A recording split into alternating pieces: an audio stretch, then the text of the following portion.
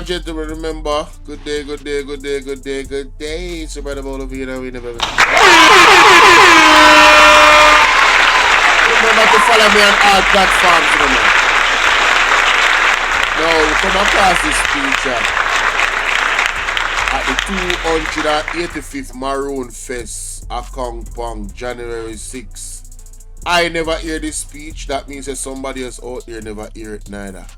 And I thought it was very interesting, so I want to share it on my platform. So let's get it. Yeah. Akong Pong.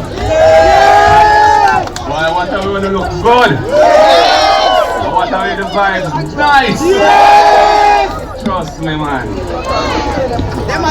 Well, I just want to start off by saying greetings and enough respect to Chief Richard Curry in the house. To all the distinguished colonels in the house. We gather this afternoon to celebrate with you the 285th anniversary of the 1738 peace treaty between the Maroons and the British. It is a real honor and privilege to be here with you all. And I really want to thank Chief Curry for inviting me to be here. It is indeed a momentous occasion, 285 years. As Maroons all across Jamaica have come together to honor their ancestors and celebrate their rich heritage and immense contribution to Jamaica's struggle for freedom, in which the Maroons led by example. This year's celebrations take place under a theme, and the theme is Culture as One, Unification through Peace and Friendship. I repeat that. Culture as One, Unification through Peace and Friendship. Culture as one. Unification through peace and friendship. That's powerful. That's powerful, man.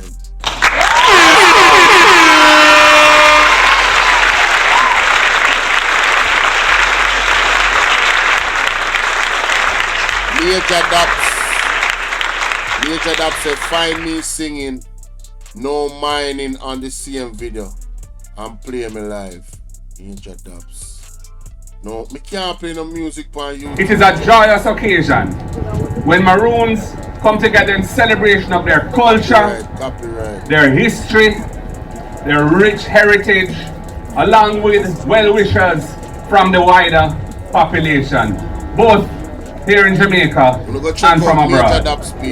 It is inspirational to witness Maroons demonstrating this love for their community and themselves, and their deep respect for their natural environment. The Maroons are a constant reminder of our strength and determination as a people. They fought for their freedom decades before the abolition of slavery. They were the first to achieve military success in the 1730s against the colonizers and enslavers. Great Maroon leaders like Nani and Kojo are a source of inspiration to many of us here in Jamaica. They taught us the value of our collective power and have instilled courage and self-belief in our people. So, the preservation of these important events, like the one we are at now, events which commemorate our history, should not be met with any resistance. Instead, we should welcome and embrace the Maroons' contribution to the distinctiveness and diversity of our culture. We should encourage the continued protection of that culture, and we must assist them to promote it for economic and psychological well-being. People, but remember when Andrew Onis, on the Andrew Onis, the government, the police then go for Kong Pong. We are talking about 100 and odd police and soldier. Right? Who remember? When you see difference, when you hear a Marky G a pledge to the people, in the Maroons, Mark Golding have a very good relationship with these people, you know. These people do have the right to vote, you know, ladies and gentlemen. As a matter of fact, the Maroon them is integrated in a larger population. So you have people who have Maroon descent. So I don't really feel say the situation will go down with the Maroon them forget. If I want people with me know now go forget, I Maroon them. Any other Jamaican, but not the Maroon them. Remember say them people have fight the British for 80 years straight, you know. Who remember? You know say I don't know normal for fight the British for 80 years straight, eh? I never say 8 years, no, I say 80. 285 years of freedom them people have. And under Andrew Honest government, big violation of Maroons and them property. And I talk about there's only one sovereign government. Yo, you say man upset, hey, the man upset in us, man. Oh, him still some man. Me and Juliet only say in our interview, say, yo, him just did enough when him there at school. No, me understand what she talk about. Yo, the man upset in Bridging, I swear. For centuries, the Maroons have maintained a solid relationship of trust and cooperation with the wider society, while asserting their rights as an autonomous indigenous group. This balance needs to be maintained, it needs to be respected, and it needs to be embraced by the Jamaican society as a whole, including the state. Respectful dialogue through an institutionalized mechanism for inclusive and constructive engagement with the Maroons would go a long way to achieving the harmony of relations which will benefit both the Maroons and Jamaica as a whole. We have seen an unfortunate reluctance on the part of the state to put such a mechanism in place, despite a manifest willingness among the compound Maroons leadership to engage on mutually respectful terms. I urge the government to initiate and embrace a permanent structure of engagement that will allow robust and respectful participation among all interested parties on important issues of concern, and we know that those issues exist. I urge leadership across all communities of Maroons to be united in solidarity with each other when it comes to engaging with the Jamaican state on matters of concern to Maroon communities. Do not allow yourselves to be set against each other by politics, petty egoisms, or other personal considerations. History will not be kind to those who fail to stand together in unity, especially at a time when there are clear and present dangers to your historic rights of autonomy and your way of life. The sad fact is that the Maroons have been encountering threats to environmental safety and ecological sanctity of lands in and around the areas recently designated as a cockpit country by the Jamaican government. In particular, threats from mining interests, in which the government of Jamaica is a substantial shareholder, along with its private international partner. These are lands which the Maroons have occupied for many, many years, centuries, and which hold great cultural and spiritual significance to the community of Maroons. That the Inter-American Commission on Human Rights, the IACHR, has recently declared that the rights of the Maroons are at serious risk, and it has instructed the government of Jamaica to take the necessary measures to protect the rights to life, personal integrity, and health of the Maroons. To date, to the best of my knowledge, the government has not taken any substantial action to remedy this situation. And the threat to Maroon life in the cockpit country still exists. I take this opportunity here today to call on the government to comply with the ruling of the IACHR and to accede in good faith to the precautionary measures set out by that commission without further delay. I also also take this opportunity to express my support to the Maroons in this struggle and commend you for protecting your birthright.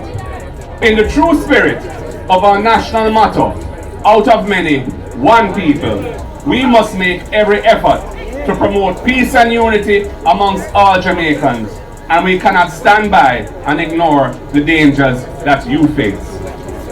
Most recently, the UN Committee on the Elimination of Racial Discrimination, in concluding its consideration of Jamaica's periodic report, acknowledged that the discrimination of minority groups such as the Rastafari community is still a pressing issue here in Jamaica.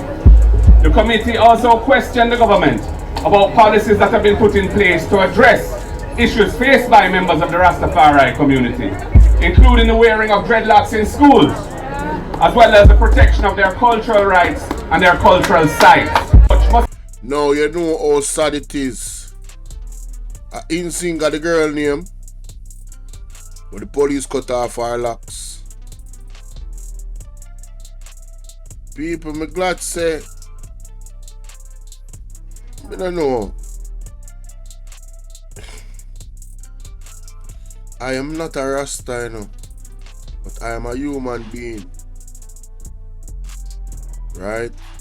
You have more protection for the colorful community in Jamaica than you have for the indigenous or the Rastafarian people in Jamaica. Rasta is the international image of Jamaican culture, but yet still, Rasta get treated with the utmost disrespect by the police force, the law, the government, especially the JLP, over the years. And it's really, it's disheartening. And I really want to see the legal framework put in place. Because everywhere else in the world, I see indigenous people, they are protected, you know, by law, you know. Yeah, man. Serious, me talk about serious legislation. Because normally a peaceful people when I get trouble. In most cases. You feel what I deal with? They have been through years and years of war. And the fight of them fight, it bring forth these treaties.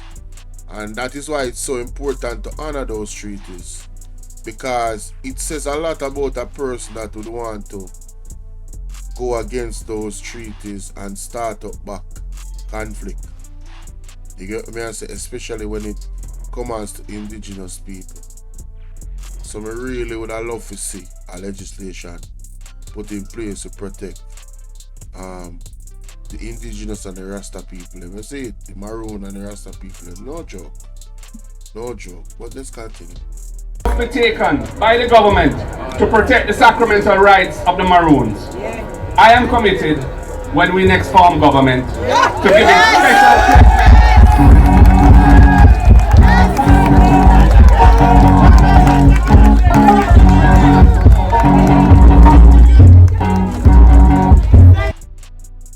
Wait, the Queen of Africa that and Maroon. Yeah.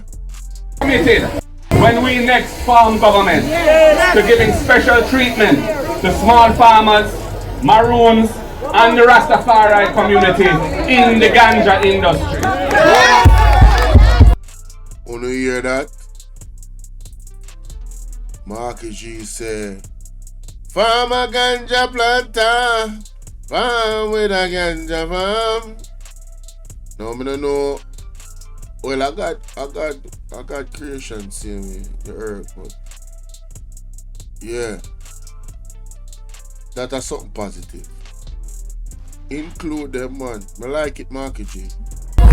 You built and protected our knowledge system around ganja throughout a century of prohibition that was enforced by international interests. The Maroons and the Rastafari community must be liberated to use and produce the ganja that is a part of your indigenous medicinal heritage. Oh, you mean? And the Rastafaris believe that it is their sacrament. The state government of Jamaica must give you a chance to become a part of the lawful industry so that you can make some money for yourselves and your community and help to build the national economy. Talk truth. Talk truth. Government, we will facilitate home-based production, integrating with licensed processors. We will people who don't know much money. I want to go do a little research. I want to Google how much money the USA make off of medicinal marijuana every year. I want to go do a research and then understand how big of a move that would be if Marky G was to win and carry out that which he said he would in this video. Lower the bar to allow small farmers to come into the formal industry. We will incentivize commercial and knowledge sharing relationships with the well-established and well-capitalized processors to achieve win-win outcomes for large and small producers. And we will aggressively pursue markets for quality Jamaican medicinal ganja, and we will legislate to create a comprehensive, lawful, ganja-based economy for the Rastafari community and the Maroons.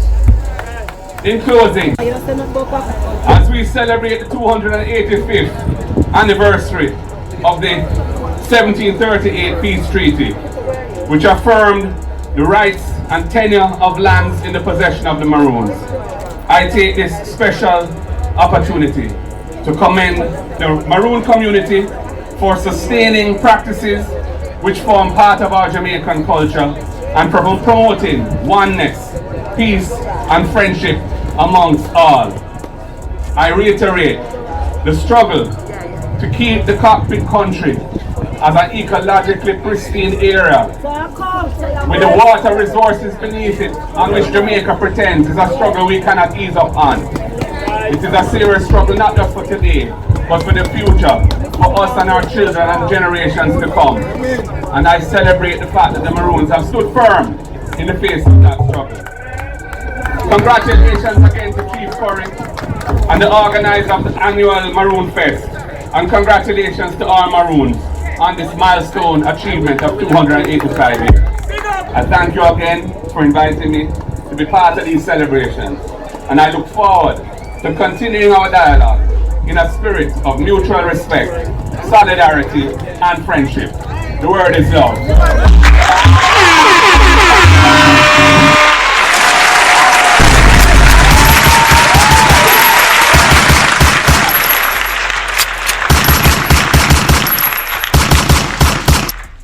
Well, there you have it, ladies and gentlemen. Powerful speech from the future Prime Minister, the next Prime Minister of Jamaica, Mark Jefferson Golding. And I dare say it seems as if it's trending in that direction. If he is not, then it will be the UIC. But we'll surely now use the JLP no more. I just had to put that in there. Bless up on yourself, having yourself a good one, and remember to follow me on all of my platforms. Then let me know what you think in the comment section. You know what I mean? Yeah, man. Let me know what you guys think in the comment section, ladies and gentlemen. Yeah, tell me what you think of this situation or these situations. Alright? That is it. That is my time.